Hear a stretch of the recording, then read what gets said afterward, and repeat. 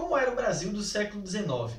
Um império independente de Portugal que crescia com a agricultura e exportação, com imigrantes que vinham substituir os escravos e caminhando a passos muito trôpegos para uma possível república.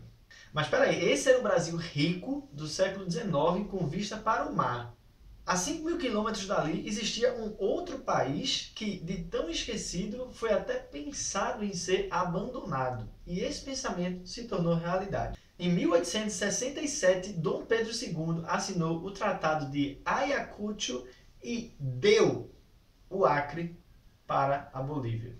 Isso foi um bom negócio? Na época parecia que sim. Terra muito distante, cheia de povos indígenas, pouco produtiva e difícil de se administrar. Isso tem que ser levado muito em conta, até porque o Brasil com vista para o mar já era uma tarefa muito complicada para Dom Pedro II conseguir administrar, já visto que os portugueses nunca foram bons em administração. Então, administrar o país com vista para o mar e ainda administrar um outro país que era voltado para 5.000 quilômetros na casa de chapéu, não era uma tarefa que Dom Pedro queria fazer, não. Na virada do século, as terras, porém, começaram a ter uma certa importância por conta da borracha. A indústria automobilística americana estava de vento em popa e precisava achar lugares que tivesse o látex para produzir a borracha dos pneus de seus carros e alguns outros componentes também. A Bolívia, sabendo que o látex era o que não faltava lá no Acre por conta dos seringais, já foi pensando em ganhar um bom dinheiro vendendo a terra para os americanos. Coitado do Acre, ninguém queria você. Porém, um jornalista espanhol chamado Luís Galvez, que trabalhava lá no consulado, ele acabou sabendo da história e insuflou o coração das pessoas locais para que pudesse acabar com essa ideia de se vender o Acre para os Estados Unidos. Com esse apoio local, ele acabou tomando Puerto Alonso, que era o que hoje a gente conhece como Rio Branco, e proclamou a República do Acre. A coisa foi tão séria que até moedas novas ele cunhou para a sua própria república, ele fez uma bandeira nova e a Argentina acabou reconhecendo a República do Acre como um país independente. Foi muito mais rápido que o Brasil. Mas foi tão rápido essa ascensão como também a queda. A república durou apenas 6 meses e foi novamente tomada pelos bolivianos. Mas outra rebelião estava por vir e essa foi realizada por um ex-militar chamado José Plácido de Castro. Ele já era opositor dessa ideia de vender o Acre para os Estados Unidos e, como ele era ex-militar, ele teve uma investida com muito mais eficácia do que o Dom Quixote da Floresta chamado Luís Galvez, que acabou surtindo um efeito de apenas 6 meses. Já o Plácido de Castro, ele fez uma coisa que foi muito mais efetiva. O movimento foi ganhando força e adesão, Várias terras e batalhas foram conquistadas e vencidas, até que depois de muita peleja e muito sangue derramado, Porto Acre se rendeu e Castro conseguiu assumir o seu poder. O presidente boliviano Manuel Pando, sabendo da situação, ele marchou pessoalmente com uma tropa lá para Porto Acre para poder acabar com essa rebelião de Plácido de Castro, pegar novamente as terras do Acre e poder vender para os Estados Unidos. O Brasil ele foi um pouco mais diplomático nessa situação, onde ele mandou o seu ministro das Relações Exteriores, chamado o Barão de Rio Branco, olha o nome da capital aí, para resolver a situação lá no Acre. No fim, tudo foi decidido no papel e na caneta. Então a coisa ficou mais ou menos assim. Castro ele tinha colocado a rebelião porque ele não queria que o Acre fosse vendido para os Estados Unidos. Beleza. Isso não iria mais acontecer. O Brasil já tinha dito que não iria mais acontecer e que Castro deveria deixar o poder e confiar-se na diplomacia brasileira. Já os bolivianos eles queriam vender as terras do Acre. Então, se eles queriam vender, iriam vender, mas não para os americanos. Iam vender para os brasileiros. E aí não precisavam mais fazer investida militar e destruir Plácido de Castro e outras pessoas. Então foi resolvido dessa forma, Castro saiu, a Bolívia não vendeu mais para os americanos e sim vendeu para os brasileiros.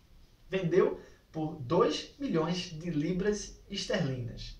Além disso, o Brasil ainda teve que colocar e ceder alguns lugares que fizessem fronteira com o Mato Grosso e construir uma estrada que levasse a Bolívia até o Oceano Atlântico. Isso tudo foi o que o Brasil teve que ceder e foi assinado no Tratado de Petrópolis. Então, como a gente pode ver, quem ganhou muito com isso foram os bolivianos e o Brasil nem tanto, porque teve que comprar uma terra que tinha sido dada por Dom Pedro II. Pensou nessa situação, né? Pode ser que depois ganhou um bom dinheiro também com essa questão de vender a borracha ou látex para os Estados Unidos e nesse comércio aí. Mas podia ter lucrado mais, né? Se não tivesse dado, se o babaca não tivesse dado a terra. Terra não se dá, meu amigo. Deixa lá, a terra é sua. Ela só vai ganhando valor. Então, na próxima, Dom Pedro, vê se faz direito.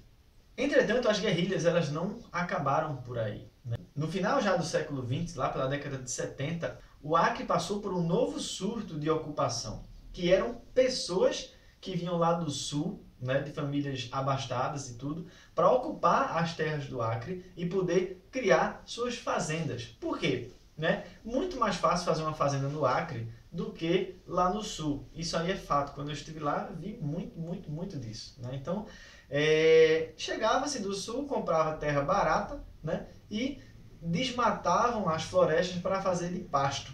Como aqui no Brasil é terra sem lei, eles podiam desmatar sem precisar falar para ninguém, nem conversar com ninguém e dane-se. Porém, no meio disso tudo, uma pessoa foi lá, não o governo. O governo quer saber de nada. Uma pessoa foi lá e foi tentar coagir esses fazendeiros a não desmatar a floresta inteira. Uma pessoa com uma voz mansa, tranquilo, acabou criando um calo grande no pé desses fazendeiros. O nome dele era Francisco Alves Mendes Filho, o Chico Mendes. Ele e seus seguidores resistiam bravamente contra essa invasão de sulistas e esse desmatamento gigantesco que estava acontecendo lá no Acre. Eles resistiram bravamente e sua resistência e luta não foi em vão. A ONU acabou reconhecendo Chico Mendes, né, por essa luta e o condecorou por estar sempre lutando e protegendo a floresta amazônica. O mundo já conhecia Chico Mendes, o Brasil ainda não. Na verdade, o Brasil passou só a conhecer Chico Mendes em 1988, quando o mesmo foi assassinado pelo fazendeiro Darcy Alves, a mando de seu pai, o também fazendeiro Darly Alves. Os dois foram condenados à prisão, mas acabaram fugindo e depois que foram pegos, eles cumpriram apenas 3 anos de prisão e foram libertos. Hoje, Darcy Alves ele vive tranquilamente, né, sua vida de assassino em liberdade. Esperar o quê? A gente mora aqui, no Brasil. Não tem que esperar, não. Então essa é a história de uma terra que para muitos não existe e nem faz sentido, mas para mim existe sim, porque eu já morei lá nessa terra por 1 ano da minha vida e foi lá onde eu conheci pessoas maravilhosas, pessoas que me ajudaram muito a crescer como pessoa e que me faziam ter o desejo de voltar a morar lá e viver com minha família, porque eu tenho certeza que eu seria muito mais feliz no Acre do que aqui. E vou dizer o motivo. Além de estar próximo de outros amigos que fiz ao longo desse 1 ano que passei lá, eu poderia viajar para outros países com muito mais facilidade do que eu viajo morando na porcaria de Pernambuco.